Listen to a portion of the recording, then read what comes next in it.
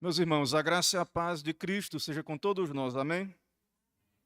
Vamos abrir a Santa Escritura no livro de Gênesis, capítulo 43. Gênesis 43.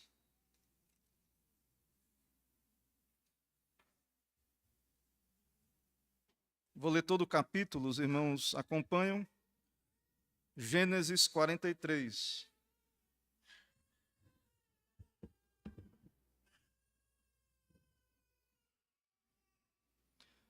Diz assim as Santas Escrituras, a palavra do Senhor nosso Deus.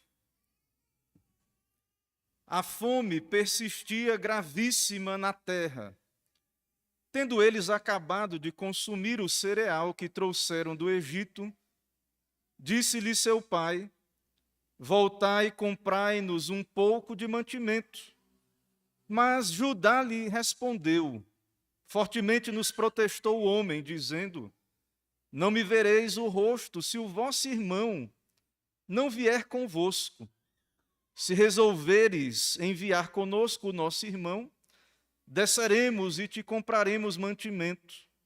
Se, porém, não o enviares, não desceremos. Pois o homem nos disse: Não me vereis o rosto se o vosso irmão não vier convosco. Disse-lhes Israel: Por que me fizestes esse mal, dando a saber aquele homem que tinhais outro irmão? Responderam eles: O homem nos perguntou particularmente por nós e pela nossa parentela, dizendo: Vive ainda vosso pai? Tendes outro irmão? Respondemos-lhe segundo as suas palavras. Acaso poderíamos adivinhar que haveria de dizer: Trazei vosso irmão? Com isto disse Judá a Israel, seu pai: Envia o jovem comigo, e nos levantaremos e iremos, para que vivamos e não morramos, nem nós, nem tu, nem os nossos filhinhos. Eu serei responsável por ele. Da minha mão o requererás. Se eu te não trouxer e não te puser à presença, serei culpado para contigo para sempre. Se não nos tivéssemos demorado, já estaríamos com certeza de volta, segunda vez. Respondeu-lhes Israel, seu pai: Se é tal, fazei, pois, isto: tomai do mais precioso desta terra, nos sacos para o mantimento, e levai de presente a esse homem um pouco de bálsamo, um pouco de mel, aromatas e mirra, nozes e pistácia e amêndoas. Levai também dinheiro em dobro, e o dinheiro restituído na boca dos sacos de cereal. Tornai a levá-lo convosco, pode bem ser que fosse engano. Levai também vosso irmão, levantai-vos e voltai àquele homem. Deus Todo-Poderoso vos dê misericórdia perante o homem, para que vos restitua o vosso irmão e deixe vir Benjamim. Quanto a mim, se eu perder os filhos, sem filhos ficarei. Tomaram, pois, os homens os presentes, o dinheiro em dobro, e a Benjamim, levantaram-se, desceram ao Egito e se apresentaram perante José. Vendo José a Benjamim com eles, disse ao despenseiro de sua casa: Leve estes homens para casa, mata reses e prepara tudo, pois estes homens comerão comigo ao meio-dia. Fez ele como José lhe ordenara, e levou os homens para a casa de José. Os homens tiveram medo, porque foram levados à casa de José, e diziam: É por causa do dinheiro que da outra vez voltou nos sacos de cereal, para nos acusar e arremeter contra nós, escravizar-nos e tomar nossos jumentos.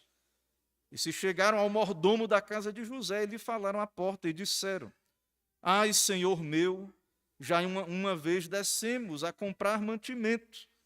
Quando chegamos à estalagem, abrindo sacos de cereal, eis que o dinheiro de cada um estava na boca do saco de cereal, nosso dinheiro intacto.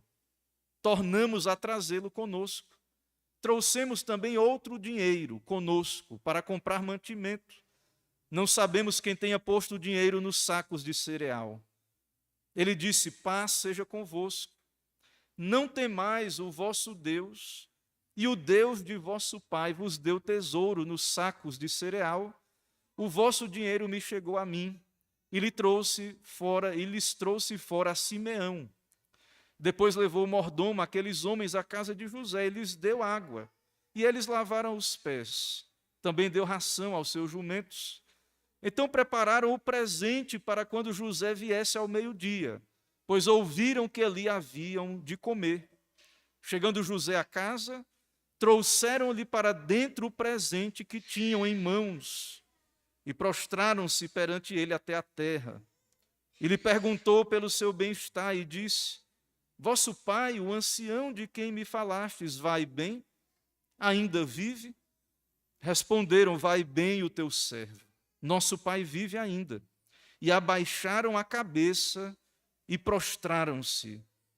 Levantando José os olhos, viu a Benjamim, seu irmão, filho de sua mãe, e disse: é este o vosso irmão mais novo, de quem me falastes? E acrescentou: Deus te conceda graça, meu filho. José se apressou e procurou onde chorar, porque se movera no seu íntimo para com seu irmão. Entrou na câmara e chorou ali. Depois lavou o rosto e saiu, conteve-se e disse: servi a refeição.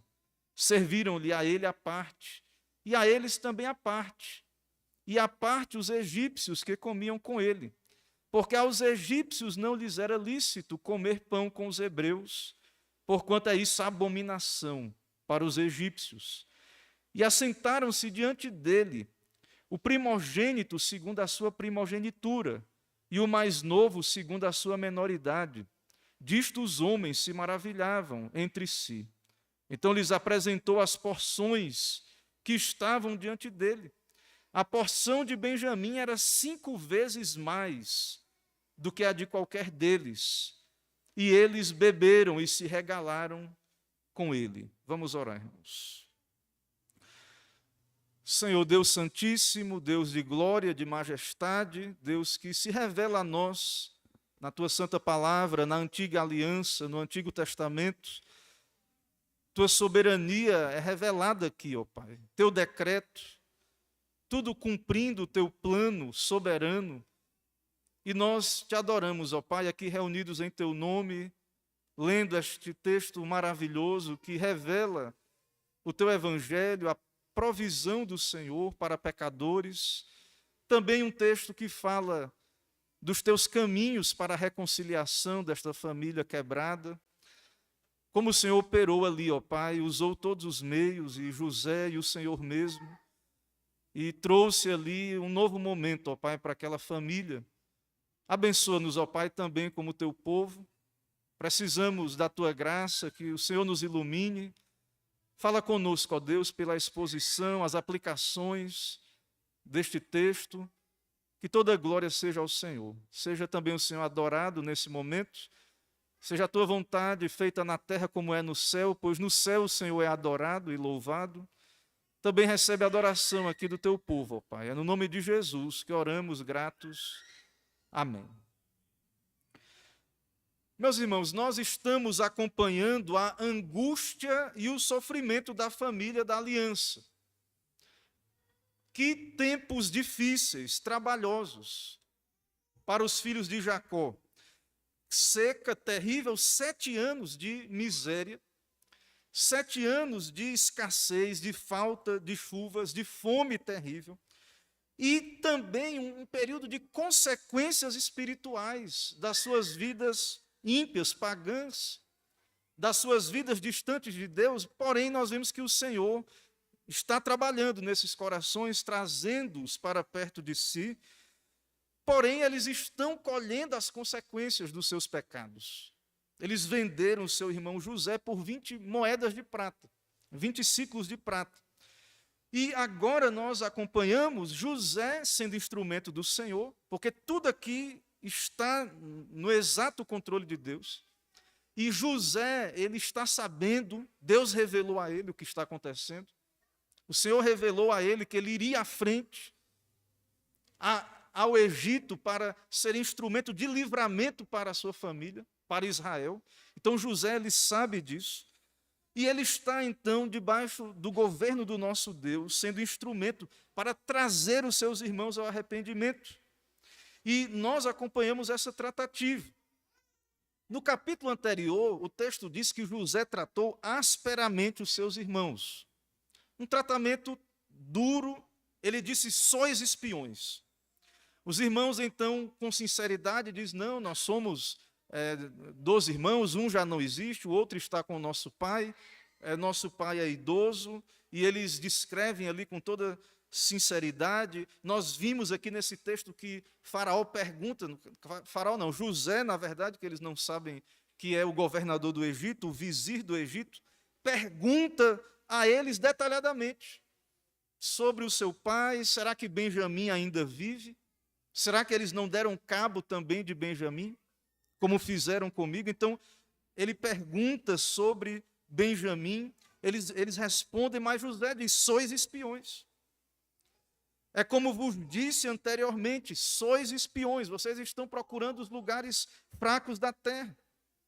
E José prende todos eles, 3 dias de prisão, depois mantém Simeão preso, e José dá ordens a eles que eles tragam Benjamim, sob ameaça de morte, de não comercializar com eles. José, e eles não sabem que é José, lhes ordena trazer Benjamim na próxima viagem para comprar mantimentos. Irmãos, José está sendo frio com seus irmãos? Meus irmãos, nós não vemos isso no texto, não é isso que nós vemos no texto. José não está sendo frio, na verdade, fria atitude movida de rancor e de vingança, que não é o caso em José, não é isso que vemos. Ele sabe o que está acontecendo, Deus o prosperou, o Senhor o abençoou, o Senhor está cumprindo os seus planos através dele, não é isso, muito pelo contrário. José está administrando a situação para que os seus irmãos se revelem se eram homens arrependidos ou não. Afinal, faz 20 anos que José não vê seus irmãos. Quem sabe Deus já trabalhou nesses corações. Quem sabe já há alguma mudança. Quem sabe o Senhor já quebrantou e eles mudaram, ou então estão prestes, como vamos ver aí, a mudar de atitude. Porém, nós vemos que, claro, já há algum trabalho de Deus nessas almas. Então, José não é movido de qualquer tipo de frieza, inveja, rancor, vingança. Não é uma atitude maliciosa da parte de José, não se revelar aos seus irmãos e preparar toda aquela recepção e devolver o dinheiro nos sacos para que eles ficassem com medo. Quando eles chegam, manda levar a casa e eles ficam preocupados. E aí o dinheiro voltou com eles, então eles ficam preocupados se não é o homem querendo os prender e os escravizar. Então, José não está agindo com sentimentos de vingança, ou com frieza, ou indiferença, nada disso. Não é meramente querer fazer os seus irmãos sofrerem, porque isso seria vingança. Mas ele está sendo usado por Deus para conduzir a esse processo de reconciliação. O Senhor o levou ali para o Egito para isso, para conservar o povo de Deus, para dar prosseguimento à linhagem santa, da qual vem Cristo, para que a revelação pudesse continuar dentro da sua progressividade. Se todo mundo morresse ali, irmãos, como viria o Salvador? E claro que não morreriam. O Senhor iria preservar a sua igreja, o seu povo. Então, o problema nosso é que vivemos em uma época que estamos muito preocupados com os nossos sentimentos. E Deus quer que sejamos felizes, o fim principal do homem é glorificar a Deus e desfrutar dele para sempre, mas esse é o fim que se cumpre especialmente como finalidade última mesmo. No cumprimento desse propósito, pode ser que Deus lhe permita sofrer e sofrer, passar por angústias, dificuldades, tribulações, problemas.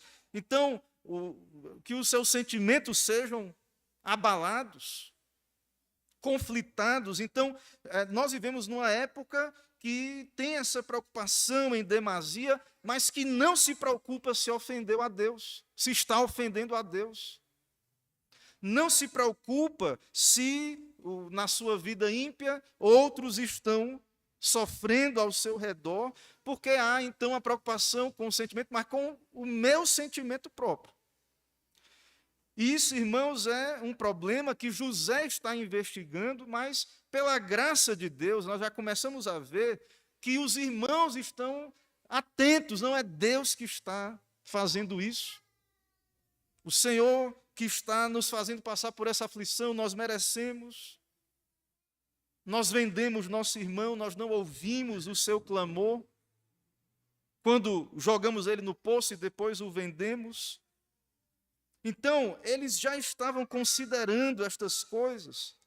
Eles já começaram a olhar para dentro de si e perceber que vinha de Deus essa ação. O Senhor estava trabalhando em seus corações. Então, é um momento de grande dificuldade, trabalhoso, de praga, de fome ali. Praga não, é uma seca, uma estiagem. E sofrimento, todo mundo ali estava prestes a morrer naquela grande fome de 7 anos que afetou toda aquela região do Antigo Oriente ali próximo. Então nós temos, irmãos, aqui nesse capítulo, essas cenas. Eles estão em Canaã, estão ali com o seu pai, e o tempo está passando, e Jacó, Israel, está preocupado. José, no seu pensamento, já não existe. Os seus filhos foram ao Egito e lá ficou um filho preso, Simeão. E agora eles estão querendo levar o outro irmão de José, Benjamim, e Jacó está temeroso de perder o seu filho.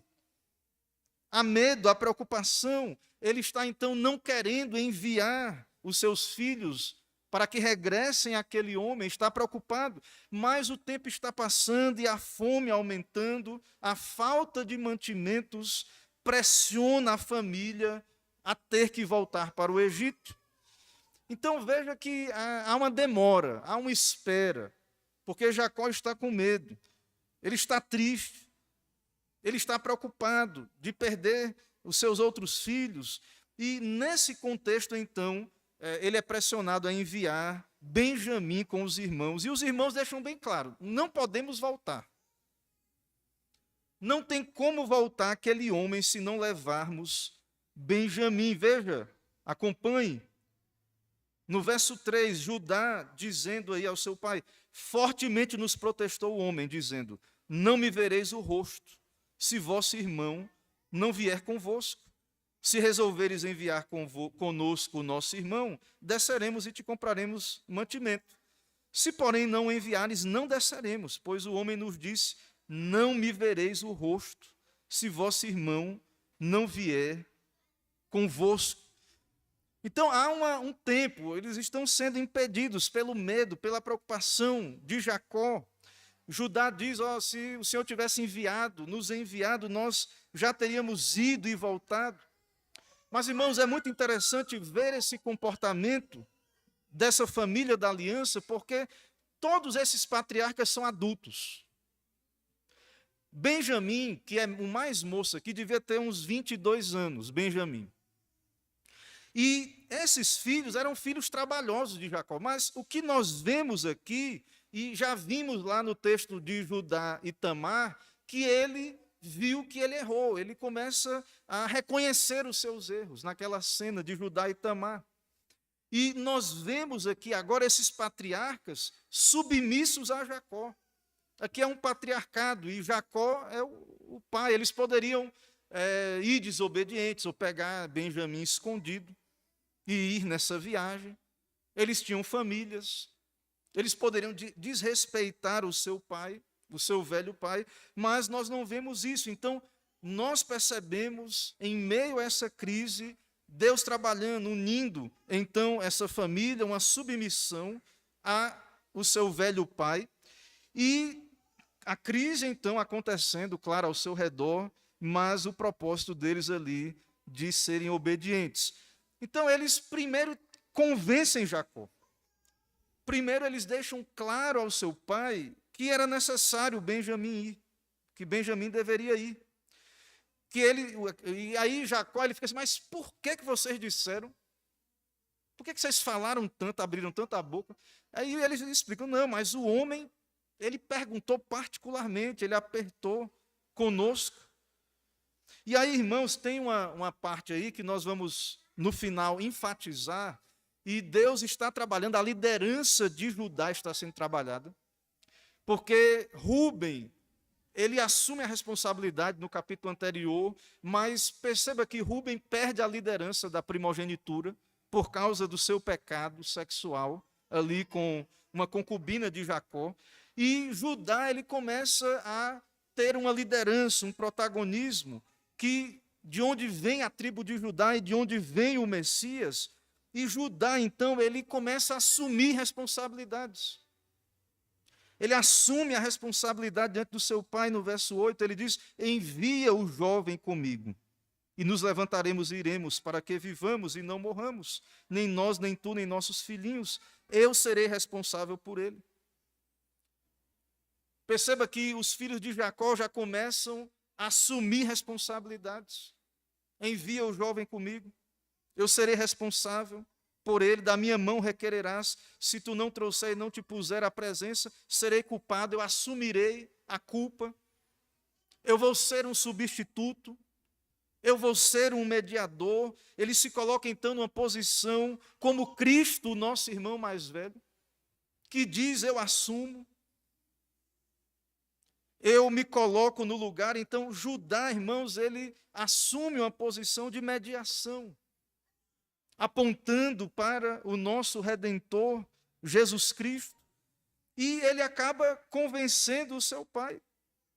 Ele acaba sendo esse instrumento para convencer, e Israel lhe diz, se é assim, tomai de itens preciosos da nossa terra, levem de presente a esse homem. Isso, irmãos, é um protocolo. Esses reis, líderes, governadores, eles eram vistos como aqueles doadores de vida que davam a manutenção de mantimento aos seus governados, e ao se apresentar diante dessas autoridades, eles não iam sem um presente que era simbólico. E Israel, Jacó, envia então produtos da terra, era crise, era fome, claro que ainda deveria ser difícil e caro obter esses produtos, mas ele envia bálsamo, mel, aromatas, mirra, pistácias, amêndoa, dinheiro em dobro. Ele envia então os seus filhos àquele homem, levai também vosso irmão e voltai àquele homem. E Jacó faz uma oração. Ele não sabe que é José que está lá, né? E um José que irá, pela graça de Deus, acolher os seus irmãos mais à frente, nos próximos capítulos ainda. Mas ele ora, Jacó ora, o Deus Todo-Poderoso vos dê misericórdia perante o homem. Que aquele homem que ele não sabe que é José, seja misericordioso.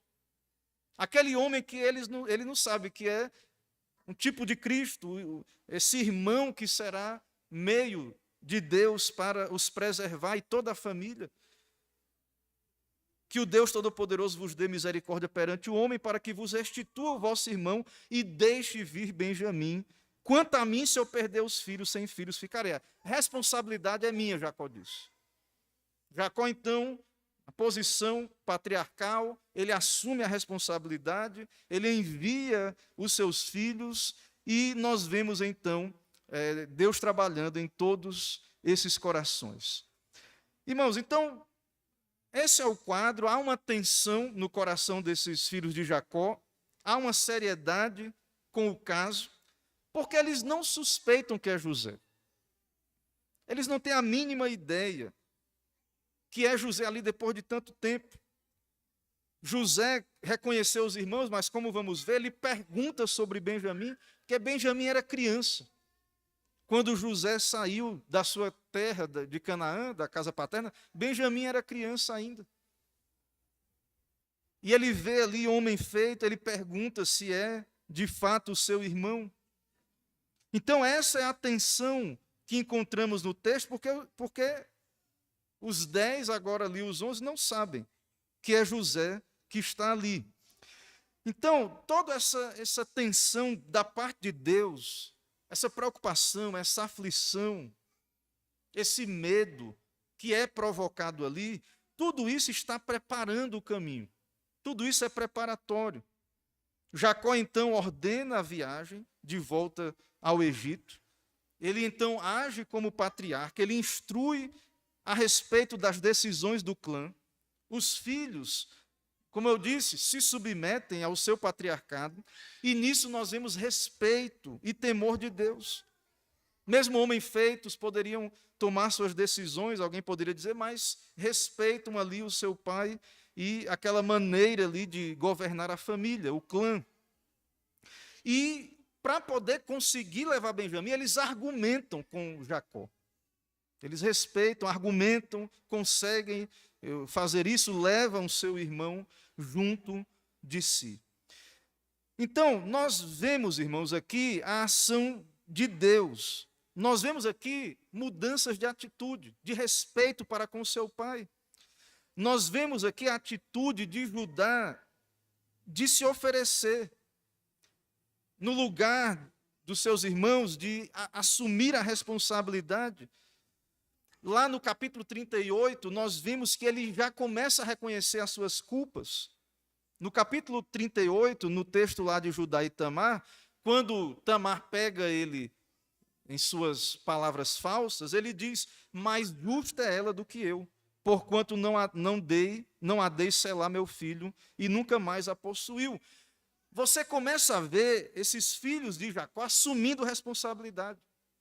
A culpa é minha, a culpa é nossa, nós vendemos nosso irmão, nós pecamos, Deus é justo. Você começa a ver o temor de Deus e a crença de que Deus está governando aqueles eventos, que tudo aquilo está vindo da soberania de Deus. Então nós percebemos um processo de mudança nos corações.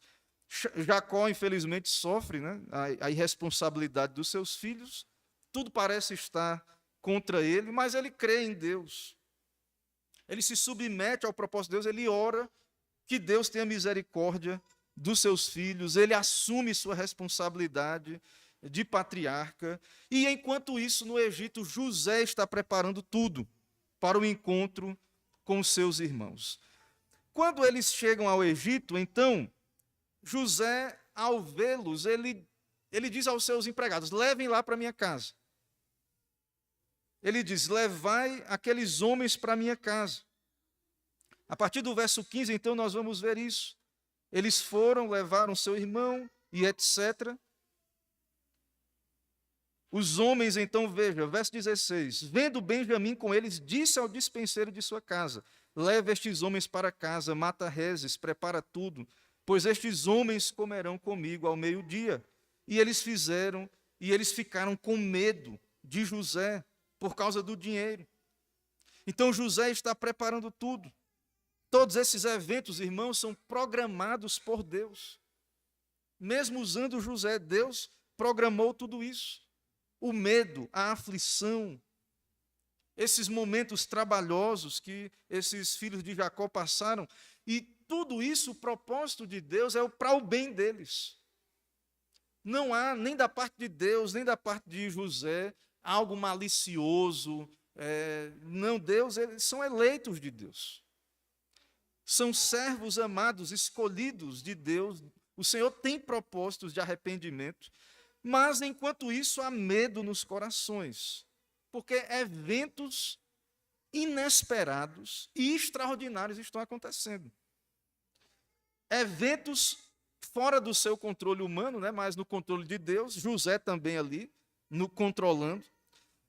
E isso leva esses homens a terem ansiedade com o que está acontecendo. Eles temem a Deus, eles até dizem para o empregado de José, o encarregado de José ali, o mordomo, eles falaram ali à porta, eles disseram, ai, Senhor meu, já uma vez descemos para comprar mantimento, quando chegamos a estar lá, já abrimos os sacos, e eis que o dinheiro de cada um estava na boca do saco de cereal, e nosso dinheiro intacto, e trouxemos de volta. Veja, irmãos, que eles venderam José lá atrás, por 20 ciclos de prata, e agora eles estão com medo, preocupados, eles restituem o dinheiro. Eles observam eventos estranhos, extraordinários, e a convicção de pecado que temos descrito. E o servo de José, o mordomo, ele sabia que José mandou colocar o dinheiro de volta nos sacos. E ele diz àqueles homens: paz seja convosco, não temais, o vosso Deus, o Deus de vossos pais, vos deu tesouro nos sacos. Foi Deus, pela mão de José, né? José mandou: devolve o dinheiro para que eles levem. E tudo isso para criar ansiedade, para que eles ficassem perplexos. Mas, ao mesmo tempo, foi Deus que colocou o tesouro. O servo diz aí a eles: Deus, o Deus de vosso pai, vos deu tesouro nos sacos de cereal. O vosso dinheiro me chegou a mim, e lhes trouxeram fora Simeão. Então, medo, surpresa, eventos inesperados. O servo ali tenta os acalmar, eles ficam mais calmos ali, graças a Deus. José prepara um almoço para eles, e eles então vão lavar os seus pés, vão se sentar à mesa. O texto vai dizer, eles organizaram o presente, que José viria ao meio-dia, verso 25, e trouxeram então o presente a José, e José vem e pergunta como eles estão, como está o vosso pai, ainda vive? Aí eles dizem: vai bem o teu servo. José, levantando os olhos, viu a Benjamim, seu irmão, filho de sua mãe. E ele então pergunta ali: é esse o vosso irmão? Ele diz: Deus te conceda graça. Ele tanto tempo viu o seu irmão criança, um bebê, uma criancinha, e agora ele revê o seu irmão. E o texto diz que ele se emocionou, ele procurou um lugar onde chorar. Ao ver o seu irmão, teve que se conter, lavar o rosto e voltar. E nós vemos então os sentimentos aí de José para com seus irmãos. Irmãos, então, toda a atenção aqui, agora a atenção passa para esse teste que José preparou debaixo da providência de Deus. José quer saber como é que os 10 estão tratando o seu irmão, filho de sua mãe. É um teste da providência de Deus. E o Senhor usou também José, como vemos no texto e vamos ver aqui. Então, o teste foi naquele banquete, naquele almoço, e Benjamim, então, é colocado ali, há uma ordem, e os irmãos ficam surpresos, porque eles não sabem que é José. E eles sentam numa escadinha. Você já viu aquelas fotos de família, né? Tem vários filhos aí, coloca ali a escadinha, o mais velho e tal, e vai até o mais moço, o menor, e eles sentam na mesa como uma escadinha. E o comentarista da Bíblia de Estudo da Herança Reformada, ele diz o seguinte, que há uma chance em 39.916.800 de 11 homens adultos serem colocados na sequência por ordem de nascimento. A probabilidade disso acontecer. Claro que nós sabemos, né, que foi José que deve ter dito ao mordomo para fazer assim. Mas para aqueles irmãos era algo extraordinário, eles não sabem que é José. É algo maravilhoso, eles perceberam. E aí Benjamim senta lá na ponta e há um favoritismo de Benjamim. Meus irmãos, a providência de Deus está clara ali, escancarada, há uma intervenção de Deus. Benjamim, ele vai receber 5 vezes mais a porção de alimentos, e José de olho, para ver se vão ter inveja, como irão tratar o seu irmão. José observando, esse é o teste. Será que eles se arrependeram? Será que mudaram de atitude para com o meu irmão, para comigo? E a grande questão de José é essa. Porque sentar à mesa e receber 5 vezes mais de porção de alimentos é um significado, tem um significado de realeza, de privilégio. Então, o texto vai nos mostrar e nos mostra aí que houve grande maturidade desses filhos da aliança. O texto nos diz, veja, no verso 34. Então lhes apresentou as porções que estavam diante dele. A porção de Benjamim era 5 vezes mais do que a de qualquer deles, e eles beberam e se regalaram com ele. Então havia uma preocupação se eles estavam indo ali porque o homem queria os escravizar. Depois eles vem a calma, não é nada disso. Deus restituiu o vosso tesouro lá nos sacos. E aí eles começam a perceber que estão sendo bem tratados, eles se lavam, eles vão almoçar, não comem na mesma mesa, porque era abominação para os egípcios comer na mesma mesa, são colocados em ordem, o seu irmão mais novo é muito bem tratado, e eles se alegram, porque é a providência de Deus, irmãos. Deus quis assim, é o dom de Deus. Deus distribui na sua igreja, na família de Deus, os seus dons como Ele quer. E não cabe, então, na igreja, na família de Deus, qualquer tipo de rivalidade, inveja, qualquer tipo de rancor. Deus, o Senhor, escolheu José. E agora, José faz o teste observando como é que os irmãos irão tratar o seu irmão. E nesse texto, então, irmãos, você tem uma aula de soberania de Deus. Nesse texto todo de Gênesis, de José, você tem uma aula da soberania de Deus, do governo, as coisas acontecem como Deus quer. Nós vemos também a ação, Deus usando a responsabilidade humana aí, usando José para cumprir esse propósito, e também corações que são trabalhados e mudanças de atitude.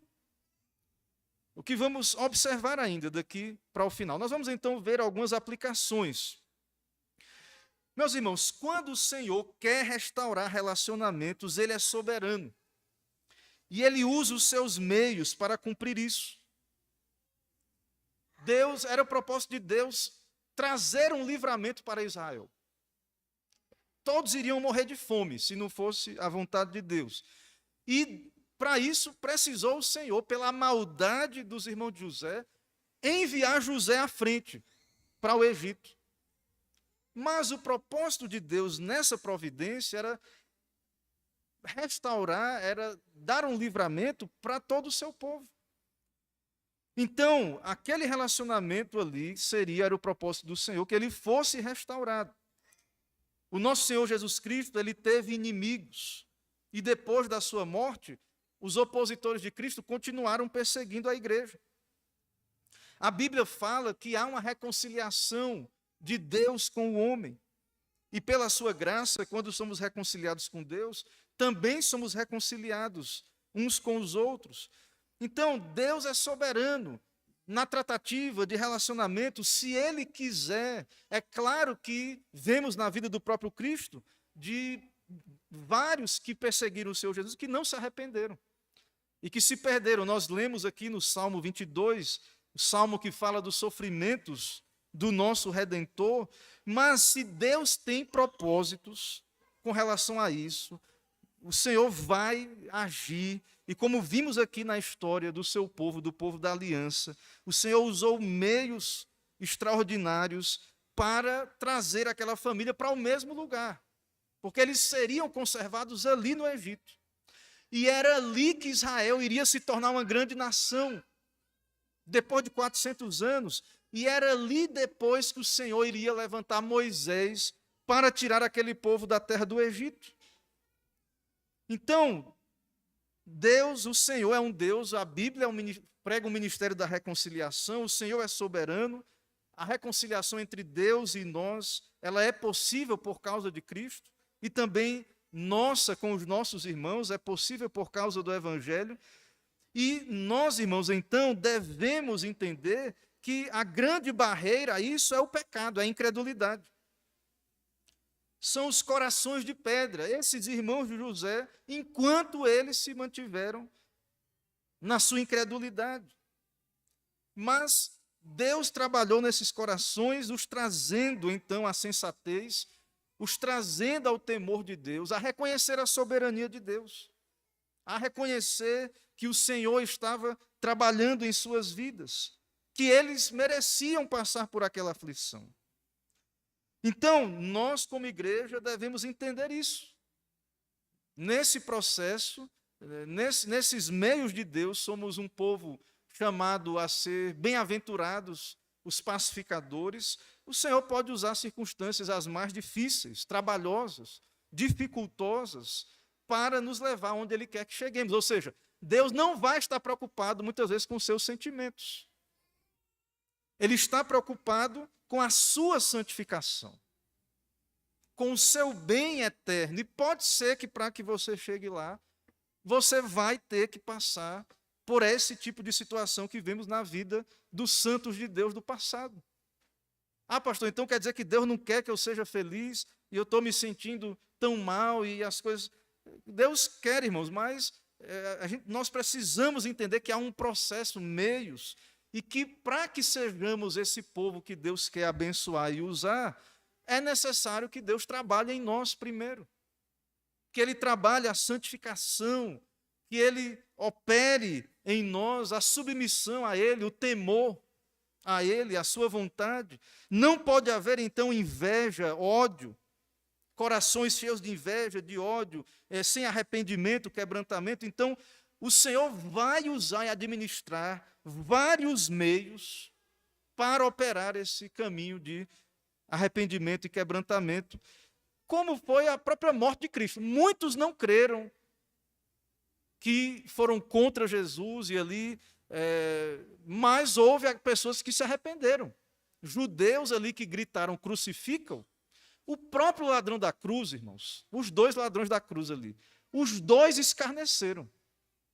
Se você ler os evangelhos, você vai ver que os dois escarneceram. E depois um se converteu e o outro não.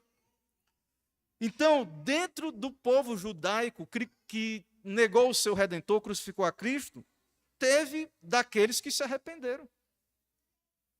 Teve daqueles que se voltaram para o Senhor. E Deus usou toda aquela situação aflitiva para isso. Então, a soberania de Deus, irmãos, ela está em todos os eventos na nossa vida. Conflitos, problemas, dificuldades. O Senhor está reinando sobre essas coisas e Ele tem um plano, um propósito. E parece, alguém pode dizer, então Deus não gosta de mim, pode parecer que não é para o meu bem, não me agrado disso, dessas coisas que sejam dessa maneira, mas Deus, a Bíblia fala disso, dessa soberania. José, ele tem uma perspectiva privilegiada na cena desse texto. Ele sabe o que está acontecendo. É como Jesus Cristo, ele sabia que tinha que ser rejeitado e morto. Jesus sabia, era necessário para que houvesse salvação, que ele ia ser escarnecido, rejeitado, morto, crucificado. E ele foi até o fim por amor de nós. Morreu naquela cruz. Então, os planos de Deus precisam ser cumpridos. A igreja, antes de entrar na glória, passará por lutas, tribulações, dificuldades. Nós precisaremos passar por estas coisas para sermos aperfeiçoados, para sermos mais santos, para parecermos mais com o nosso Deus, até para sermos preparados para outras coisas maiores que Deus tem para nós, para sermos instrumentos de Deus. Para esta terra, Deus precisa trabalhar, o Senhor precisa trabalhar em nossos corações. Então, José já foi trabalhado. Ele sabe o que está acontecendo, os seus irmãos estão no processo. E eles, então, serão o meio àquela geração, para que venha outra geração e outra, até que viesse Moisés e depois todo o Antigo Testamento, até vir o Messias, até vir Cristo Jesus. Então, José, como o nosso Senhor Jesus Cristo, é um governante sábio em favor do seu povo. Ele está administrando esses acontecimentos em favor do seu povo. Ele está testando os seus irmãos, preparando-os para a reconciliação, para trazer, então, de volta a unidade da família patriarcal. Então, veja, irmãos, que muitas vezes essa unidade ela é um processo doloroso mesmo. Essa reconciliação, seguir, obedecer o que a Bíblia diz, seguir Mateus 18 como igreja, aplicar os princípios, são coisas trabalhosas, irmãos. usar os meios. A nossa igreja, graças a Deus, tem um código de disciplina maravilhoso. É uma igreja que trabalhada nestas coisas, e são meios trabalhosos, muitas vezes dificultosos, mas são meios que têm um fim proveitoso. O propósito, na verdade, da disciplina é a restauração do faltoso. O propósito é bom. Nós é que, nessa questão dos sentimentos e tal, e porque a igreja não sabe lidar graciosamente, muitas vezes, com o pecado. Imagine, José poderia passar o resto da vida dele dizendo: vocês são assassinos, vocês me mataram, vocês me venderam para o Egito. Não, irmãos, há perdão e reconciliação que vemos nessa história, nessa narrativa de José. Então, José está plenamente consciente disso. Mas o que é que ele está testando? Ele está testando o contentamento dos irmãos. Ele coloca o banquete ali, coloca a porção quíntupla para Benjamim, e ele está vendo se a inveja dos irmãos continua. Ele está verificando o estado dos seus corações.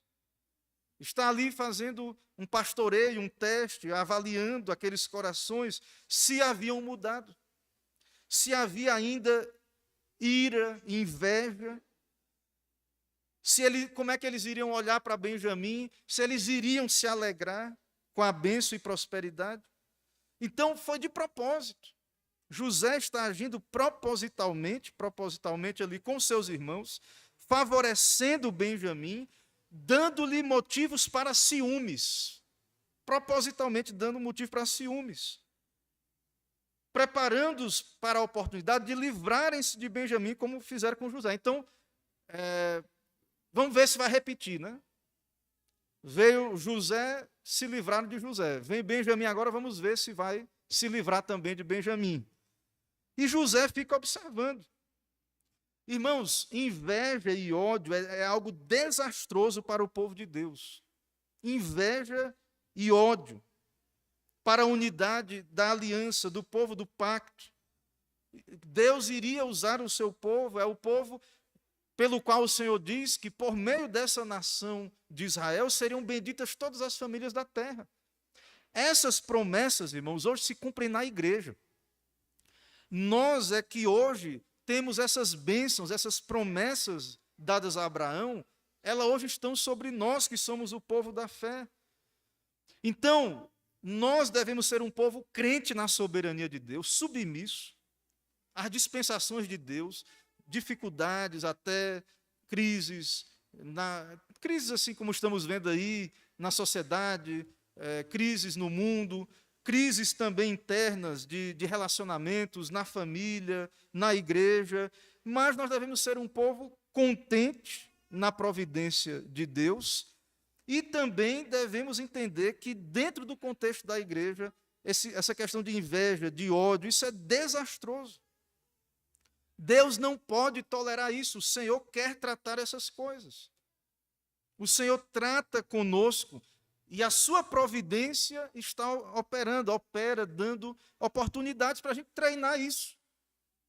Então, muitas vezes, Deus lhe envia alguém, difícil mesmo, nessa questão da relação, às vezes, de um para o outro, uma pessoa diferente, justamente para isso. Para trabalhar, para observar. Deus não nos tenta, mas Ele nos prova. E o Senhor está nos observando. Como é que reagimos, como é que tratamos as questões. E está nos dando oportunidades de manifestarmos mudança de atitude, mudança de vida, arrependimento. Então, Deus tem essas coisas, essas tratativas com o seu povo, irmãos. Vocês dizem: pastor, mas o pessoal que não é crente vive bem, não se preocupa com isso, não passa. A igreja, a gente muitas vezes está passando tanta dificuldade na família, na igreja, e a gente olha as pessoas lá fora, só comunhão, festa, alegria, e como é que pode isso? E muita gente decide até não ser mais da igreja. Acha que a melhor coisa, então, é sair do contexto da igreja, acha que vai passar bem longe da comunhão dos santos por conta desses problemas. Mas, irmãos, os problemas são reais, eles existem, a Bíblia não esconde. E eles estão aí para que nós administremos eles com a graça de Deus, com a ajuda de Deus. E o próprio Deus está tratando com cada um de nós, dentro da nossa história de vida, dentro de pessoas, de relações que Ele coloca no nosso caminho, para que nós possamos crescer espiritualmente. E em tudo isso, então, vemos no texto a soberania de Deus, vemos José como um tipo de Cristo, tratando com os seus irmãos, e, como disse, quero reafirmar, Judá também como um tipo de Cristo. Judá, tão pecador, né, que ele vendeu o seu irmão, mas agora ele está arrependido, há evidências disso. Ele assume a responsabilidade, ele se oferece no lugar do seu irmão, como eu disse, como já disse, como Cristo se ofereceu no nosso lugar. Ele oferece sua própria liberdade. Ele assume responsabilidade diante dos seus feitos ali e até mesmo diante dos seus malfeitos anteriores. Irmãos, então, nesse texto nós vemos esse povo do pacto restituindo dinheiro, assumindo responsabilidades, assumindo compromissos com a segurança de Benjamim. Então, em tudo isso, nós vemos a ação de Deus operando nesses corações. Tem um comentarista chamado Ross, que ele, comentando esse texto, ele diz o seguinte, dessas tratativas de Deus com o povo da aliança. E ele diz assim, que esse povo teve que ser forte. Irmãos, essas coisas aqui é graça de Deus e exige de nós, então, tudo isso que estamos dizendo aqui, então, nos mostra que o caminho é estreito mesmo. A porta é estreita, o caminho é estreito, e que ser cristão vai nos engajar em algo trabalhoso, porque Deus vai trabalhar conosco. E o comentarista, então, ele diz dessa força que esse povo de Deus teve que ter para vencer aquele momento. Depois vai ter a reconciliação, Jacó virá, eles vão morar ali na terra do Egito, numa parte chamada Gósen, eles vão morar ali e vão viver bem. Depois vai vir outra geração que não lembra de José, e aí vai vir Moisés, mas o fato é que, veja que teve todo um trabalho, toda uma situação trabalhosa que eles tiveram que enfrentar.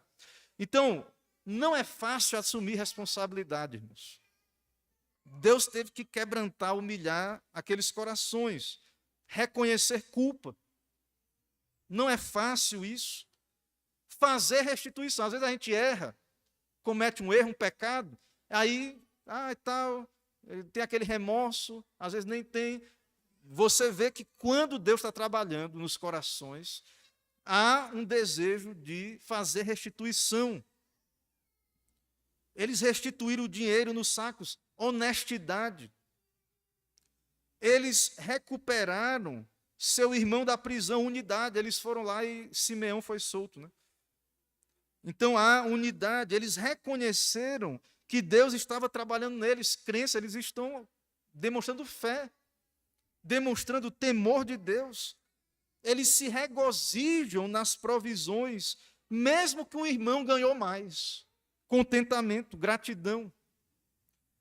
Então, em meio a todo esse trabalho, essa luta, em meio a toda essa aflição, sentimentos ali esmagados pela soberania de Deus, a maturidade espiritual, irmãos, ela está progredindo, ela está surgindo, ela está acontecendo.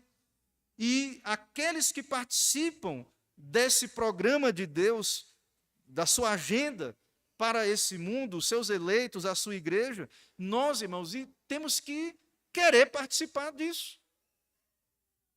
Nós precisamos, como povo de Deus, entender que faz parte do processo, faz parte do pacote. Como eu tenho pregado aqui na igreja, Paulo fala sobre isso. Aqueles que querem viver piedosamente em Cristo Jesus serão perseguidos, terão lutas, aflições. Então, todos esses eventos foram úteis para operar esses efeitos no coração Deus, não sei, cada um de nós aqui, você tem na sua vida aflições, dificuldades, relacionamentos, situações. Deus usa essas relações soberanamente. E pode ser que você passe muita aflição como crente nesse processo de aperfeiçoamento.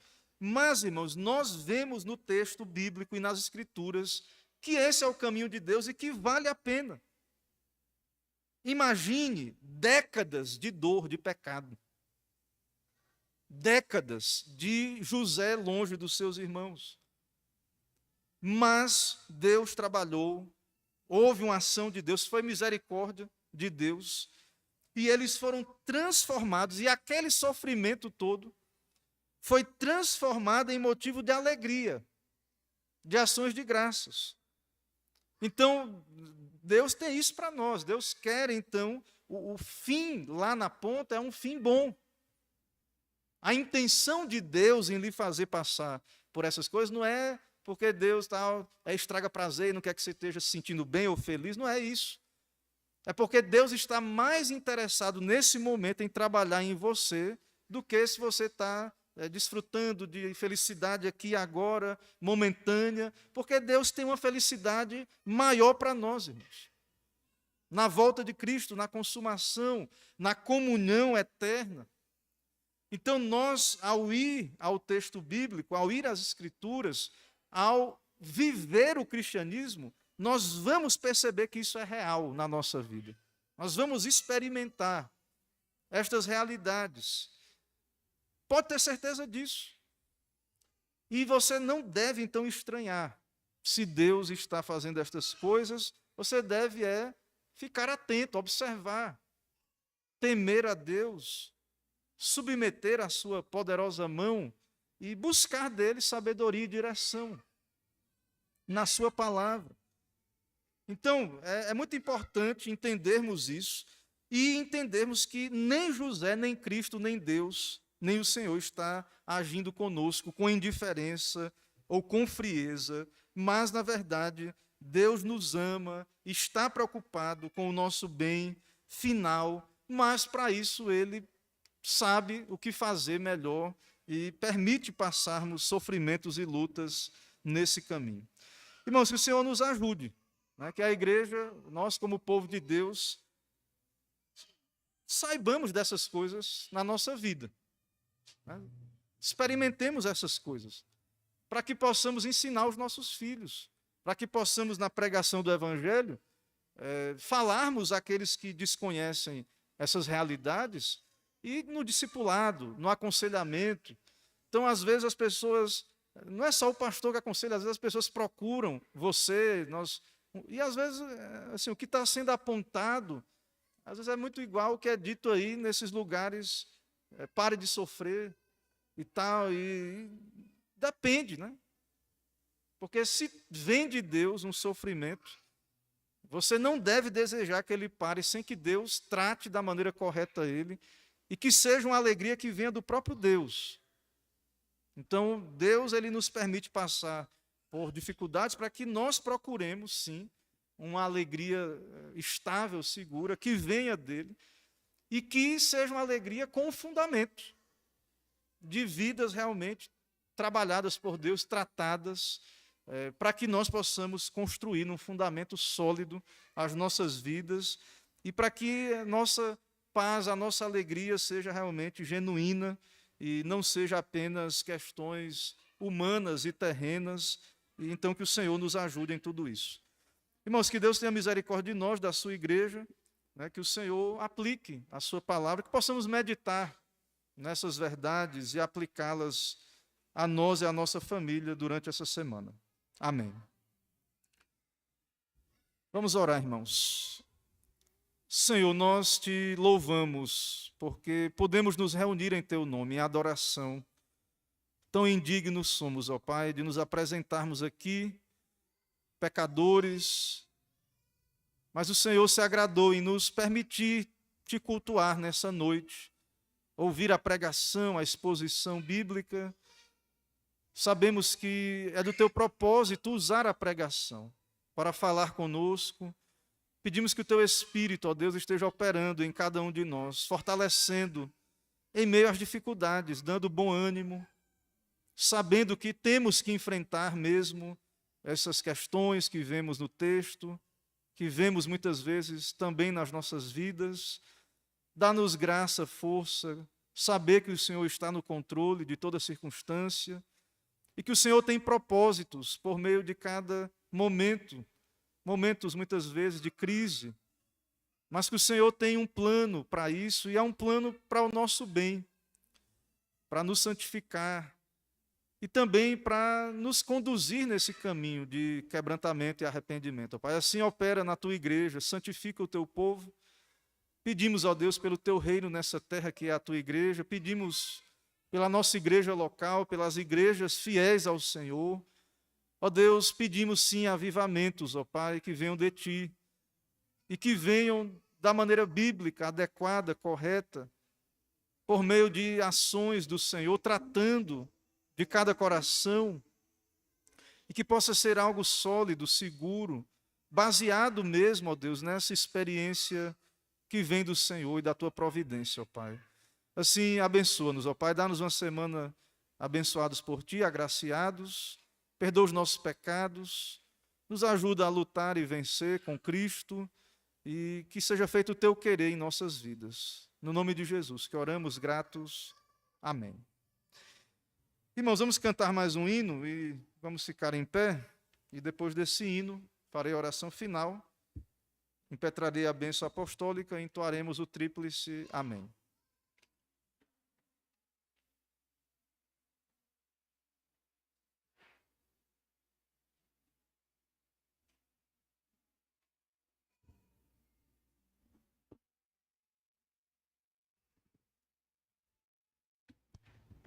Hino de número 104, Linda Melodia.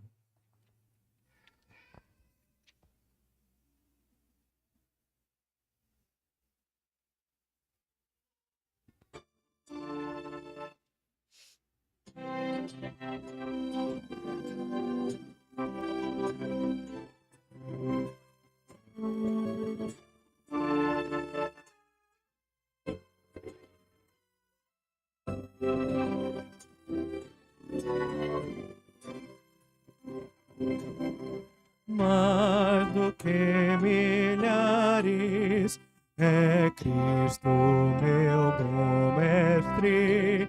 Ele é a luz do mundo, a estrela da manhã.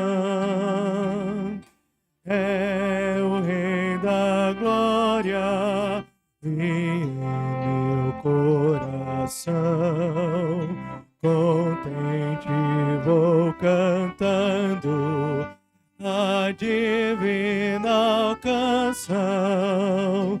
Cantarei em meu coração esta linda melodia, pois eu tenho em meu coração gozo, paz e alegria.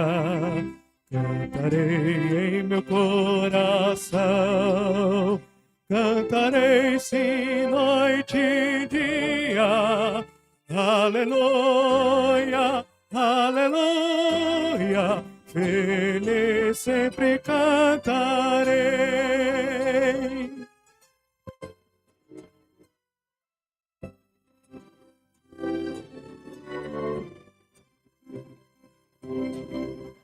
Cristo libertou-me dos males do pecado, e agora alegre canto, pois para o céu irei.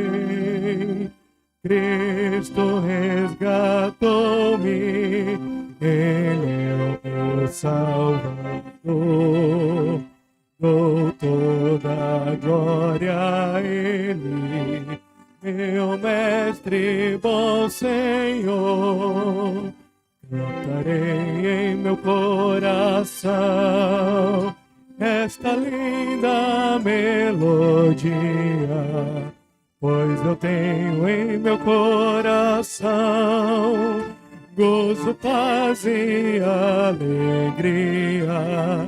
Cantarei em meu coração, cantarei sim noite e dia. Aleluia, aleluia, feliz sempre cantarei. Senhor, nosso Deus e Pai, nós te bendizemos por esse momento de adoração tão simples, em que nos apresentamos diante de Ti, com adoração, louvores, oração, leitura bíblica, e ouvindo a Tua palavra.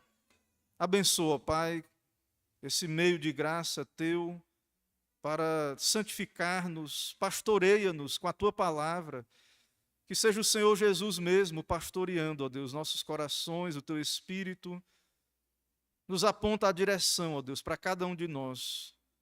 Sejamos convencidos pelo Senhor do que precisamos ser convencidos. E assim seja glorificado, santificado, exaltado o Teu santo nome em toda a terra e aqui também entre nós.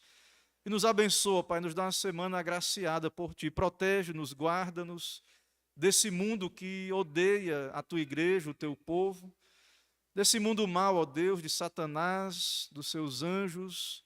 Preserva a Tua igreja, sustenta fisicamente, sustenta espiritualmente, e nos abençoa, Pai, nos dando viver para a Tua glória todos os dias, Te buscando, e se o Senhor não voltar, ó Deus, que possamos estar Te adorando publicamente, também aqui próximo domingo, próximo dia do Senhor, Pai.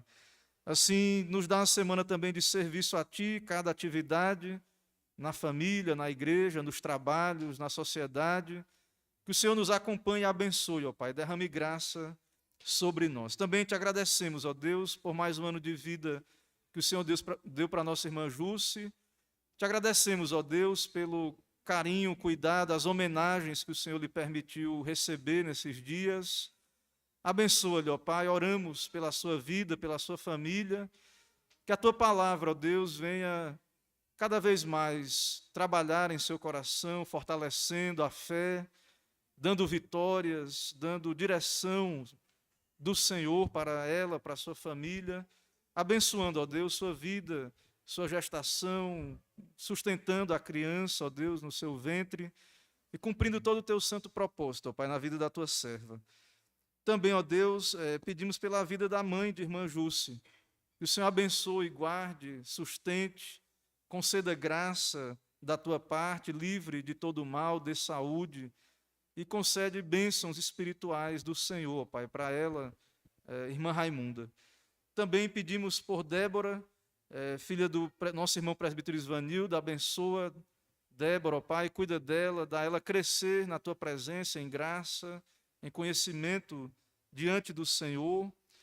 E também, mais uma vez, agradecemos pelos 18 anos de casados de irmão Alexandro, diácono Alexandro e irmã Luísa. Abençoa, Pai, cada família desta igreja, os casamentos.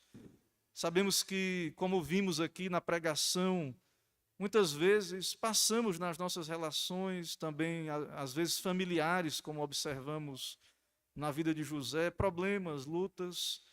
Ó Deus, dá graça, cuida dos Teus servos e de todos nós, dos nossos matrimônios, que possamos vencer qualquer dificuldade que se apresente, e principalmente como crentes, como servos Teus, que possamos levar tudo ao Senhor, à cruz de Cristo, ó Pai.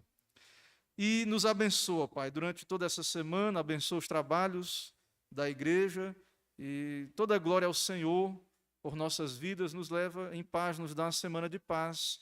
Também oramos pelos nossos visitantes, que o Senhor os abençoe, dê-lhes graça, abençoa a Tua palavra em seus corações, e também por aqueles que ainda não são Teus servos, não são crentes, não professaram a fé, não ainda se converteram dos seus pecados. Que o Senhor tenha misericórdia, ó Pai, que eles venham conhecer o Senhor experimentalmente. É o que pedimos, oramos em nome de Cristo Jesus. Amém. Agora, irmãos, ide em paz, que Que a maravilhosa graça do nosso Senhor e Salvador Jesus Cristo, o amor de Deus, o nosso eterno, misericordioso Pai, a comunhão, as consolações do Santo Espírito de Deus, seja sobre todos vós e o povo de Deus espalhado por toda a terra.